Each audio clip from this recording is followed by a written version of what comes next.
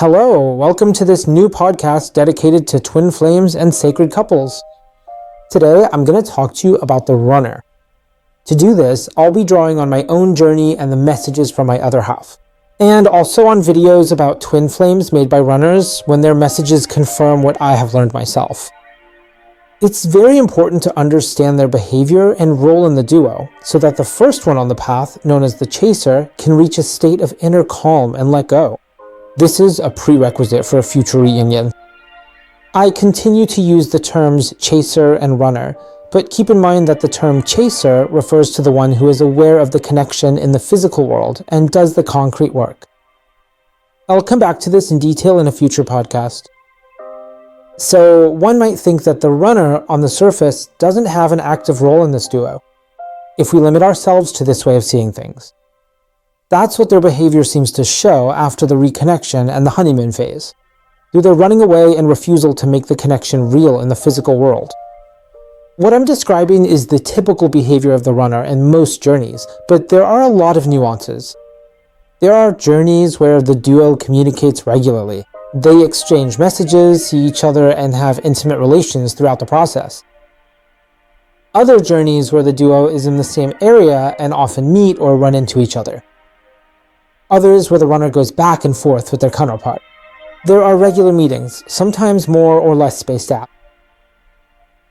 And still other journeys where the runner only communicates my message. And there is almost no meeting or no more meetings, unless the chaser makes it possible. And also some connections where the runner completely runs away. Their relationship, never responding to personal messages, and outside circumstances, distance or other factors, make meetings impossible. The runner, often in this situation, denies the relationship, even though it is present energetically. Most twin flame videos in France are made by people who experience this connection, like in the first three cases, regular meetings and exchanging messages with periods of absence. So they say that if there is no response from the other person, then it wouldn't be a twin flame relationship. But in reality, it's more complex and nuanced than that. As for me, I'm in a situation where meeting in person is impossible because of a distance. She lives in America, and for reasons that are her own, she almost never replies to messages. I could think that I'm just imagining things, but no, because as I've already explained, I met her and we communicate telepathically. Moreover, there are videos of twin flames in the United States who have reunited with their host and went through the same thing. A long period of silence from the reconnection all the way to the reunion. I am pointing this out because the runner's behavior isn't a clue that can confirm or deny the connection. Each journey is tailored to each pair, depending on what we came here to work on. What's important is not to compare your journey to someone else's, and just because a well-known twin flame said this or that, doesn't mean it's an absolute truth for everyone's journey. No matter what type of journey it is, reunion doesn't seem any easier to achieve, and the suffering is just as great. I see this with the people I support. There are all kinds of situations, from regular meetings to a complete lack of contact. Yet, what these people have in common is the pain they feel and the difficulty in accepting the situation as it is. Doubt is also very present.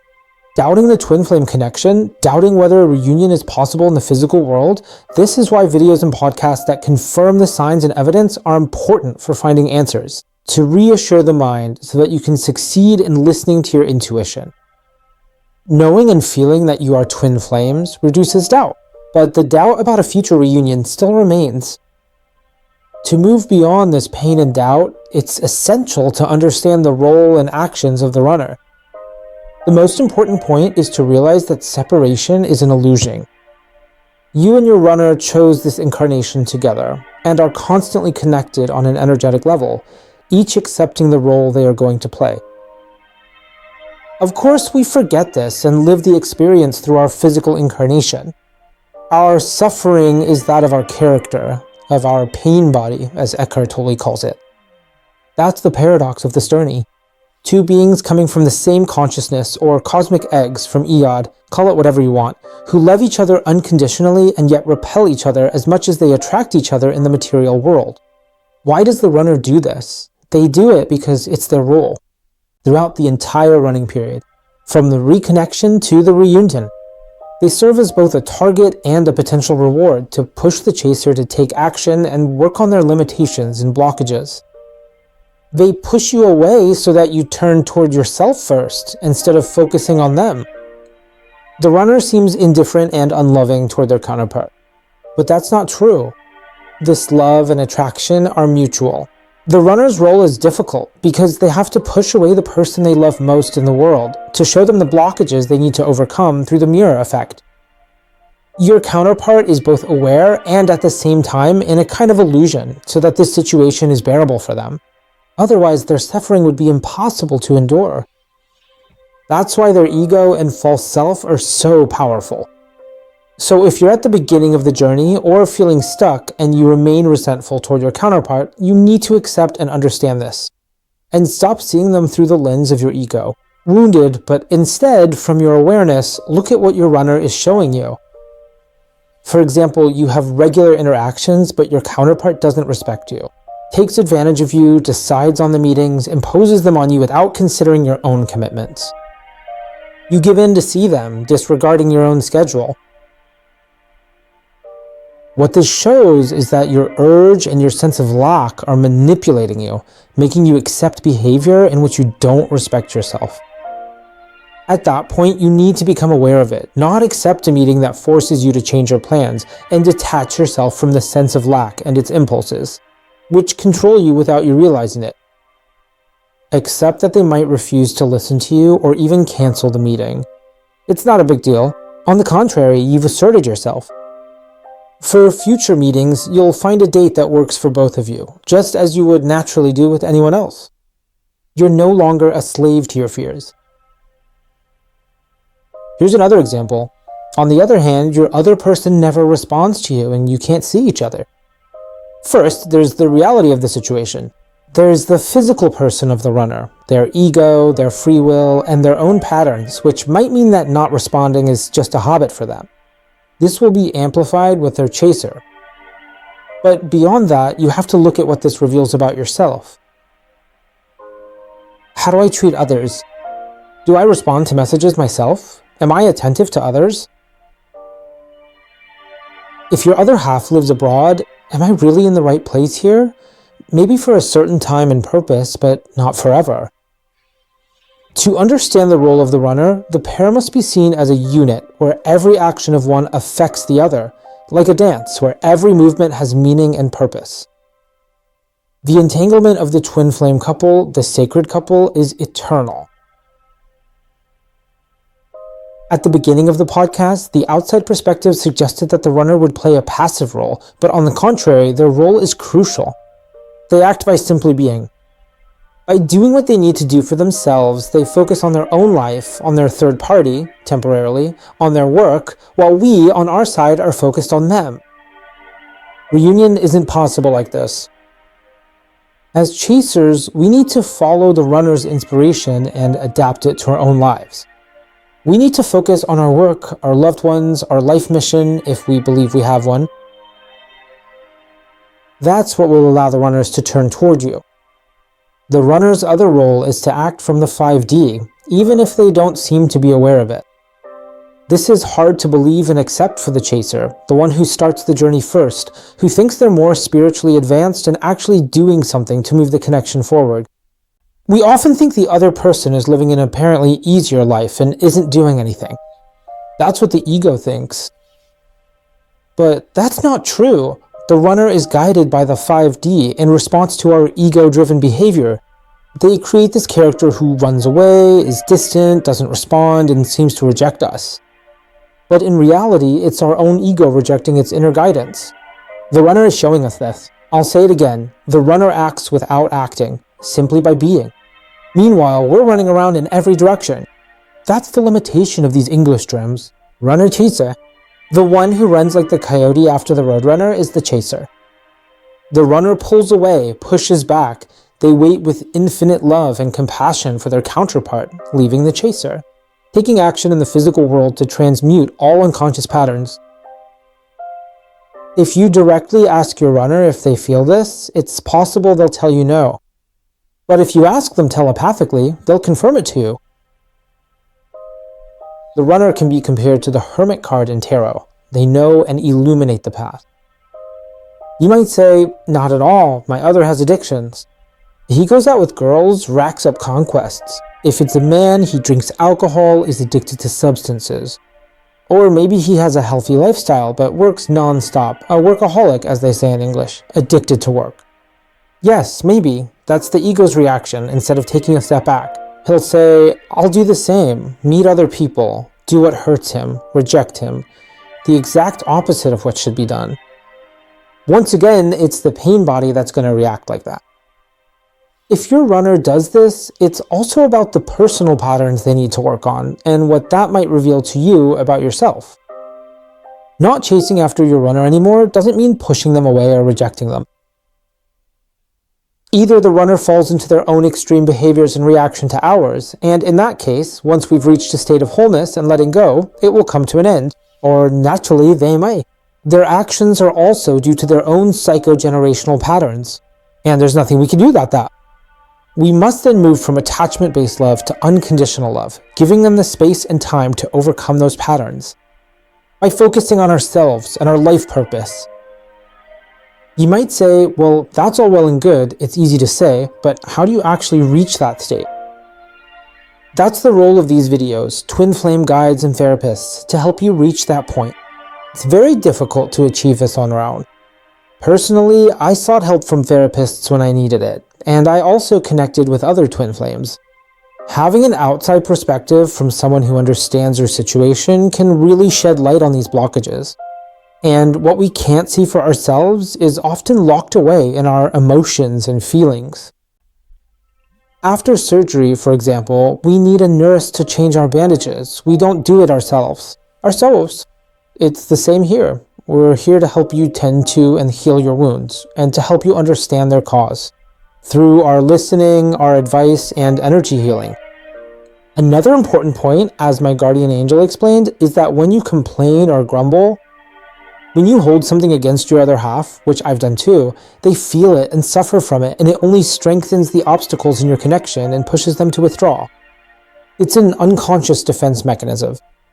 The attraction-repulsion effect also works on an unconscious and energetic level, not just when you insist on seeing or contacting your other half. Becoming aware of this allows us to change our behavior, because we don't realize that we're causing our other half pain, even though we want the opposite. To love them and show them so that they'll love us in return. But this is a doomed effort because we don't have to prove our love to them. You and your runner already love each other, and always have. If this love hasn't yet materialized in the physical world, it's because there are many reasons for that. This temporary life on Earth, in which you experience physical separation from your runner, corresponds to a special mission for the pair of you. This isn't done to make you suffer, but to allow for a journey of purification and spiritual growth. This purification applies to both the chaser and the runner.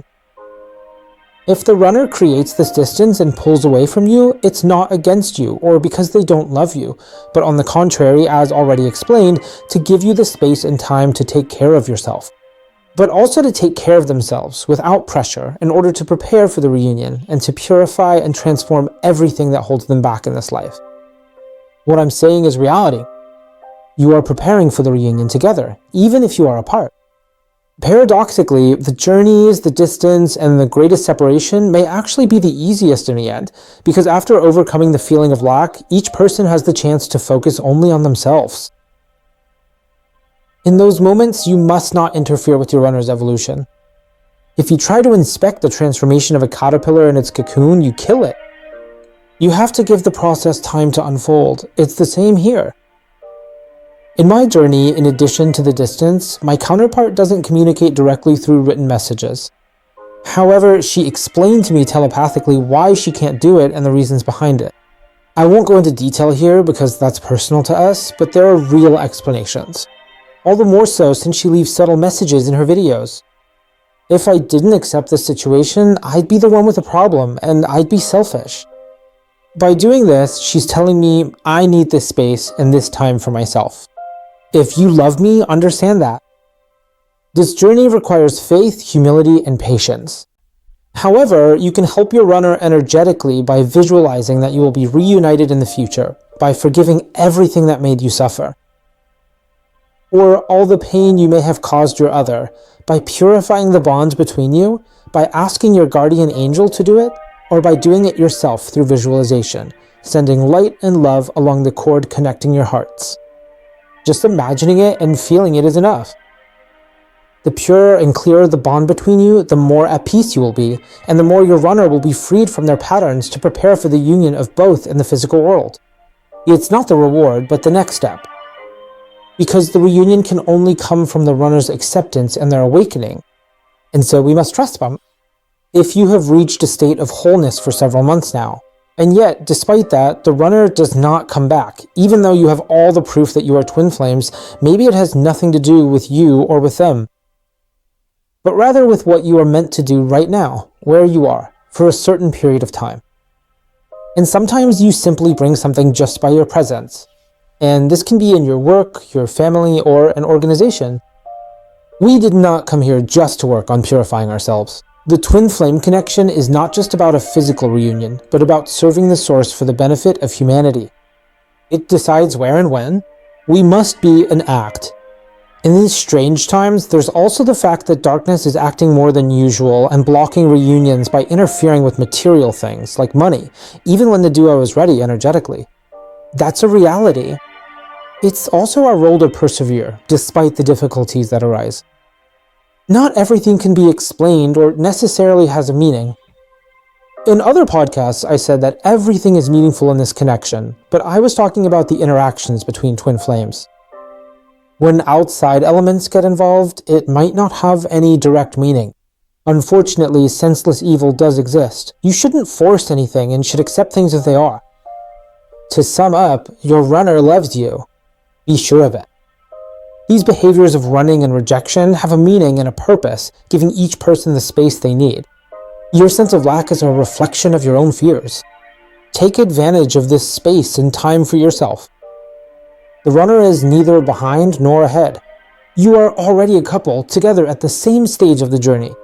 You are working together in harmony, constantly adapting to each other, immersed in mutual love.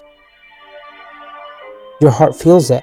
Only your ego and your mind are deceived, believing in separation.